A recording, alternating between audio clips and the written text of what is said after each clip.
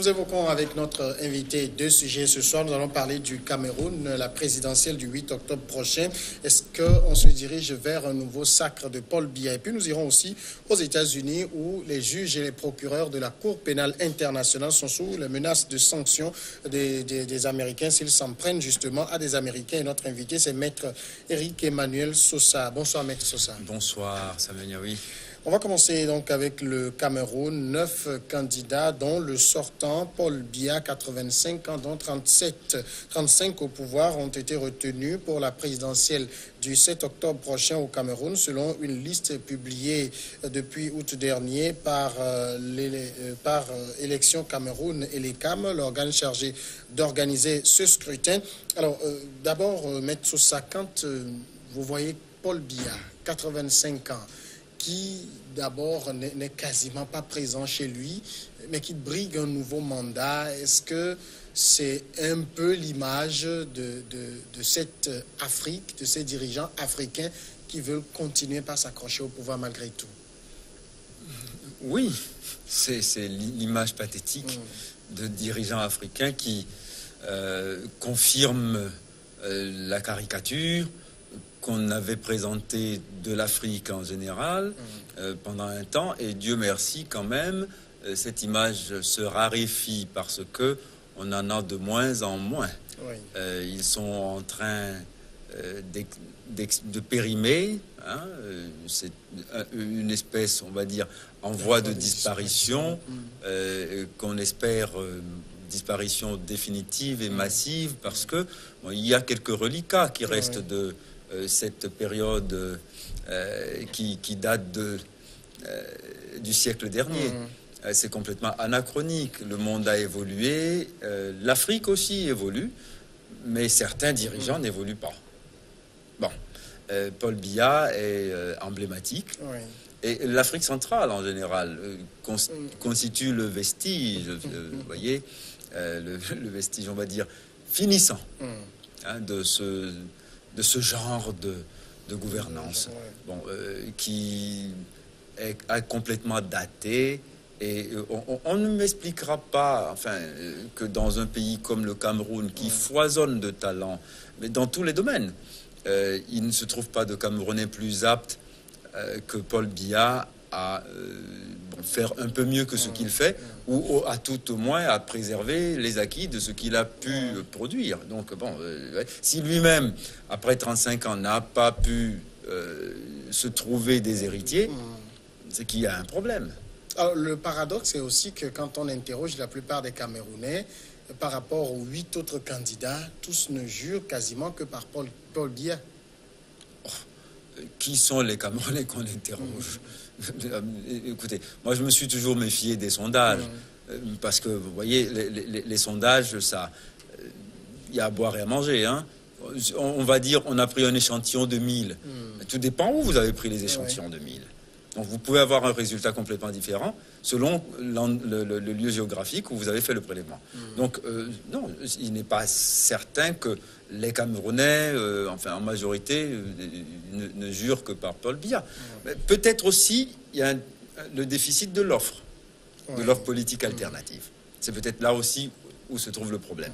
Parce que lorsque vous avez autant de candidats alignés en face pour un scrutin à un tour, il y a quand même un problème. Vous voyez, parce que bon, ils se disent, choisissons le moindre mal. Bon, enfin, à chaque fois, le moindre mal s'avère être le mal absolu.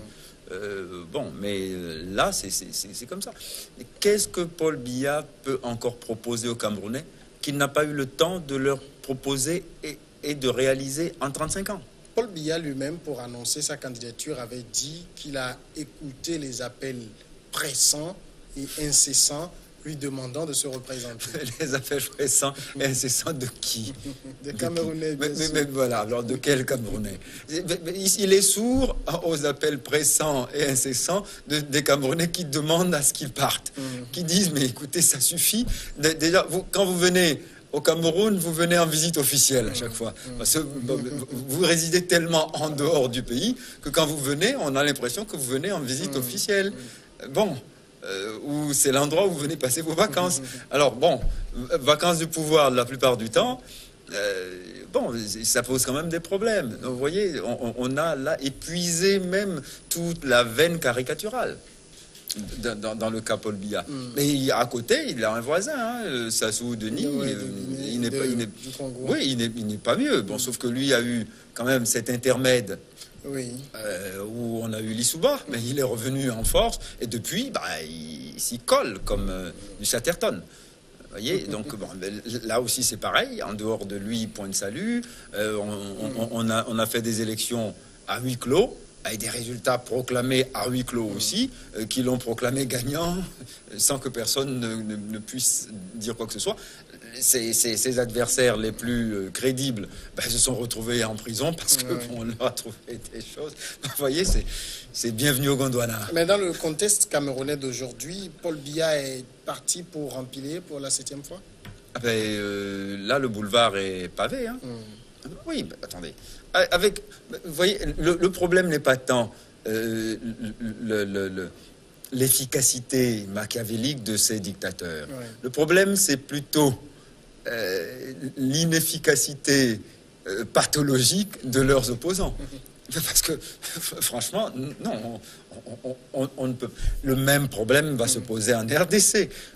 On cherche le candidat qui va tenir bon et qui va tenir tête à Paul Biya ou à... le candidat Joseph Kabila. Le candidat de Kabila. Emmanuel Ramazani Shadari. Voilà, vous voyez, bon, on a du mal à trouver qui...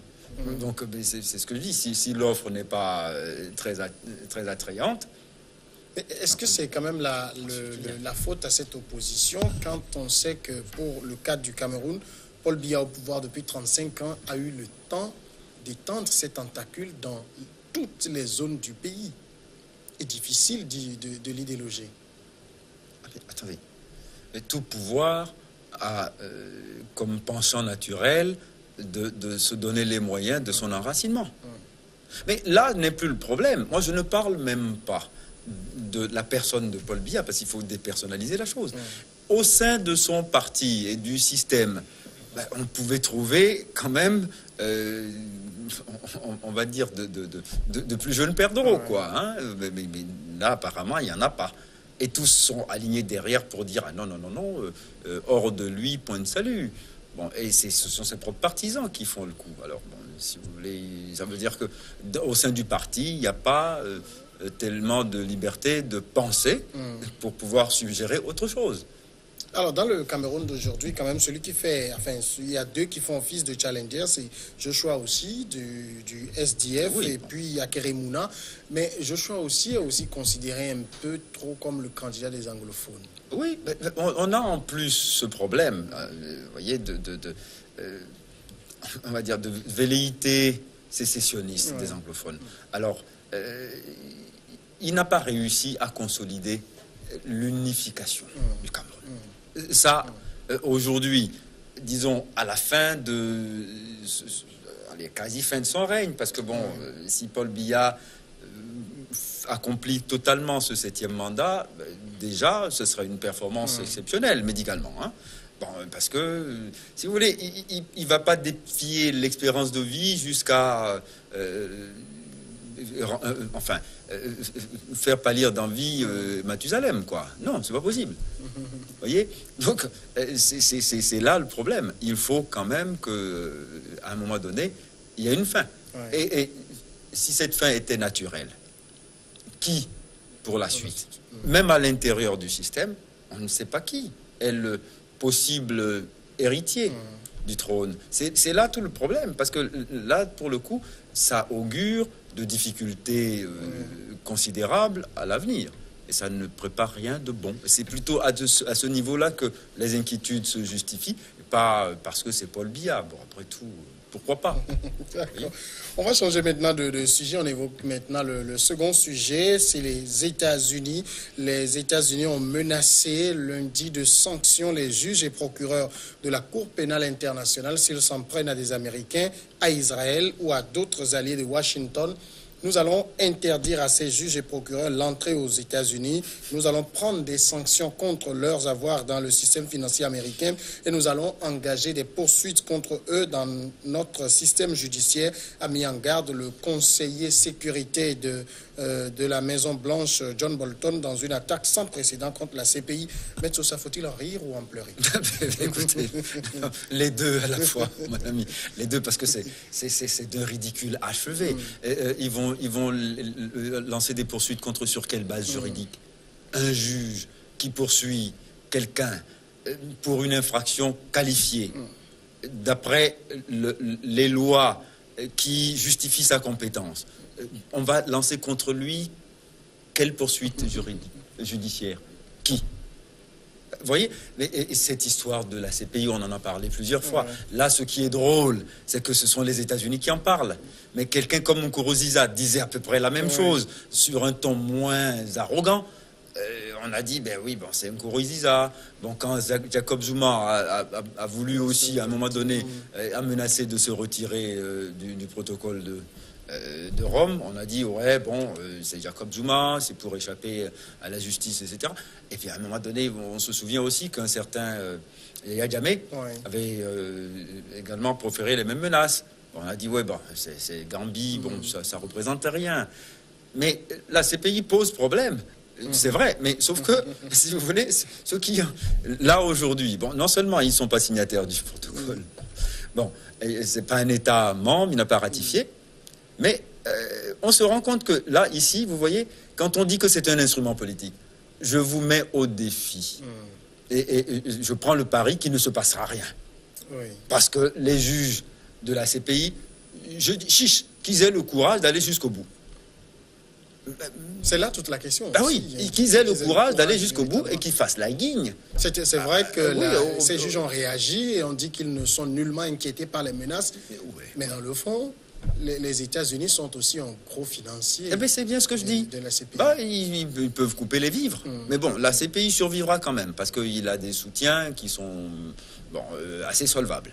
D'accord ? Mais quand même, ça pose un problème. Quand un pays comme ça dit « Moi, je suis au-dessus de toutes les lois », et la loi internationale, j'en fais fi, elle ne s'applique pas à moi parce que moi, je suis moi et je suis tout puissant, ça pose un problème quand même sur ce qu'on appelle la communauté internationale. Parce que je dis, c'est un collège de 5 pays qui se disent les plus puissants et qui dirigent le monde à leur guise et qui décident pour les autres au nom de la communauté internationale. C'est là le problème et on en voit les limites et finalement toute la nocivité. Parce que ce concept-là est devenu périmé et nocif. Il était bon au moment de la SDN. Mais après, le monde a changé. On a créé l'ONU. Mais aujourd'hui, l'ONU est un instrument entre les mains de superpuissants qui ont leur agenda et qui décident. Alors, John Bolton a quand même poursuivi ses propos. Il dit, je veux adresser un message clair et sans ambiguïté de la part du président des États-Unis, c'est que les États-Unis utiliseront tous les moyens nécessaires pour protéger nos concitoyens et ceux de nos alliés de poursuites injustes de la part de cette cour illégitime. Ça fait deux mots forts. Ah ben bien sûr, injuste, c'est-à-dire et cour quel que soit ce qu'ils font, du moment qu'ils sont américains, ils sont immunes de toute poursuite, parce que nous avons décidé que c'est ainsi. Et la Cour est illégitime parce que nous ne la reconnaissons pas. Alors, c'est pour ça que je disais tout le temps, sur ce sujet-là, les Africains se sont fait cocufier. En allant tous en rang serré pour dire, oui, nous, on en veut. Alors, finalement, quand ça s'applique à eux, ils se plaignent. C'est que des Africains. Mais attendez, c'est vous qui êtes allés d'abord vous mettre...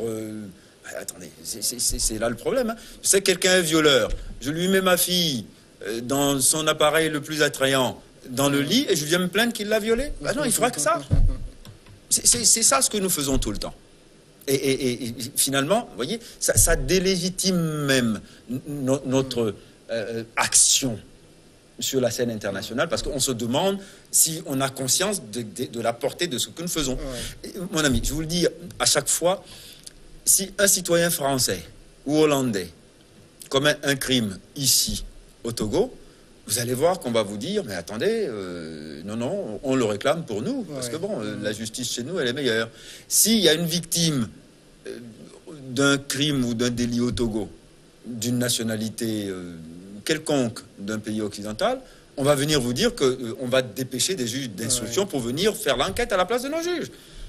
La souveraineté d'un pays comme le nôtre, mais tout le monde s'en fiche. Il dit, mais non, écoutez, c'est pas comme ça, c'est un citoyen français, donc, comme ce qui s'est passé au Cameroun, dans le cas à Tangana. Il est citoyen camerounais. Quand il est directeur de cabinet du président, il est camerounais, et quand on lui reproche d'avoir fait des choses au Cameroun, au préjudice de l'État camerounais et de l'interrépublique camerounais, il est français. Vous voyez, c'est ridicule. On est tout le temps en train de se faire donner la leçon et on accepte volontiers ce système, mais quand ça démontre ses vices, on vient dire non, on ne comprend pas pourquoi on nous fait ça, mais c'est parce qu'on est prompt à se faire avoir. C'est tout. Mais est-ce qu'on va reprocher aussi aux Américains de se protéger, de protéger les concitoyens, parce que les États-Unis, c'est un peu le gendarme du monde. C'est un peu facile. Et qui commettent aussi beaucoup de bévues. Ah, mais pas beaucoup de bévues. Ils commettent des crimes massifs. Non, mais attendez, il faut bien dire une chose. Hein. Dans l'histoire moderne, les premières armes chimiques utilisées, au Vietnam, à Hiroshima, Nagasaki, c'est pas le Nigeria ou la Syrie qui l'ont fait. Hein. C'est les États-Unis. D'accord ? Bon, il faut bien se dire cela. Oui. Alors, aujourd'hui, ils viennent dire, non, mais nous, on l'a assez fait, on sait combien ça fait mal à nos victimes, donc vous n'avez pas le droit de le faire. Et parce que c'est nous qui décidons. Et vous avez entendu, on a dit que dans une interview, dans le livre à paraître aujourd'hui, Monsieur Trump demandait à ce qu'on aille buter Assad, parce que il estimait qu'il avait franchi la ligne rouge, parce que il aurait utilisé les armes chimiques. Donc voilà comment, vous voyez, par la force. C'est-à-dire, en fait, c'est l'art de gagner sans avoir raison. Toujours. La raison du plus fort. Ils sont plus forts, alors tout leur est cédé.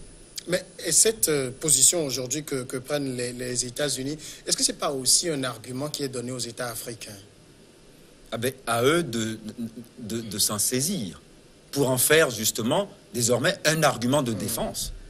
Parce que, je dis, pardon quand même, que l'Afrique se réveille et que les Africains décident que pour eux aussi ça sera différent et qu'on n'enverra plus personne à la CPI. On n'enverra plus aucun chef d'État africain à la CPI, mais par contre, on fera tout pour les juger chez nous, parce que nous avons admis désormais que parfois, il y a des lignes rouges à ne pas franchir, et nous avons su les identifier, les établir et faire respecter. Comme ça, on se fera respecter. On n'en verra plus à La Haye, on en verra peut-être à Addis Abeba. Voilà. Oui, mais au niveau de la CPI elle-même, dans la pratique, ce n'est pas que les États-Unis, les États africains, beaucoup d'autres pays critiquent même le fonctionnement de cette cour. Mais oui, cette cour pose problème dans son fonctionnement et aussi dans, disons, le principe de son institution. Parce que c'est la justice internationale, mais à condition qu'on veuille bien. Oui. Vous voyez ? Quand je ne veux pas, elle n'a pas de prise sur moi. Donc je peux tout faire. Je m'appelle la Russie, je vais en Ukraine, en Géorgie, au Kosovo, je fais ce que je veux. Mais je m'appelle les États-Unis, je soutiens Israël qui peut faire ce qu'elle veut en Palestine, mais ils sont complètement hors de portée. Voilà, c'est gentil, non, comme justice internationale. Non, ça se passe pas comme ça. Maître Sosa, merci d'avoir répondu à nos questions. Je vous en prie, merci. On marque tout de suite la pause et après ce sera regard croisé.